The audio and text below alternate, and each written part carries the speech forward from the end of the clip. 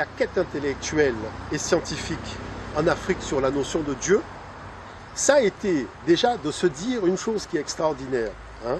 C'est-à-dire que si on a la biodiversité, c'est qu'il y a bien quelqu'un qui est à l'origine de l'apparition, de la gestation, de l'enfantement, de la création de cette biodiversité. Maintenant, la question c'est, est-ce qu'il y a eu plusieurs personnes, donc plusieurs êtres supérieurs, qui ont chacun créé un élément, c'est-à-dire est-ce qu'il y a eu un dieu pour les cocotiers, un dieu pour les manguiers, ou est-ce qu'il y a eu un seul être qui a conçu la totalité de la création? Et en faisant une analyse scientifique, ils se sont rendus compte qu'en fait, il y avait un seul être à l'origine de tout.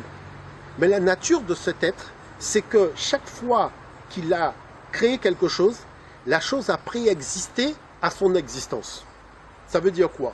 C'est-à-dire qu'on insiste beaucoup sur le fait que Dieu a créé l'homme. Mais ce n'est pas ça qui est important. L'homme a préexisté à lui-même.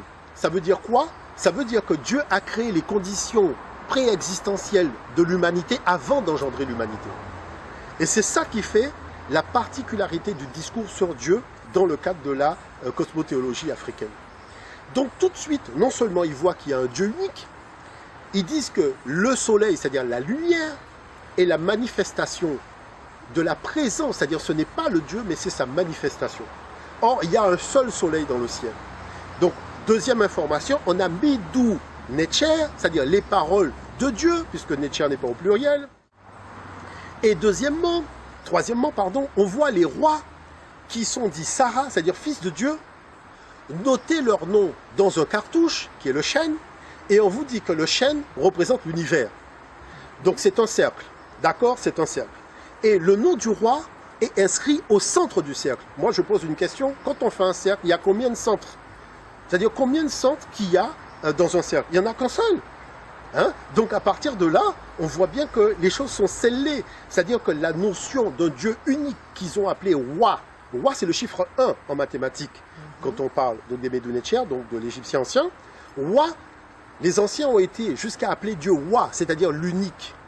Et quand ils ont dit dans les textes que votre Dieu est le Dieu unique, il n'y en a nul autre mis à part lui, c'est une information qu'on retrouve dans plusieurs textes sur papyrus, qu'on retrouve par exemple dans l'hymne d'Akhenaton qu'il a fait à Aton, donc c'est-à-dire la manifestation de la présence de Dieu qu'il a appelé Aton, mais qu'on va retrouver dans la Bible, dans Marc et qu'on va retrouver dans le Coran.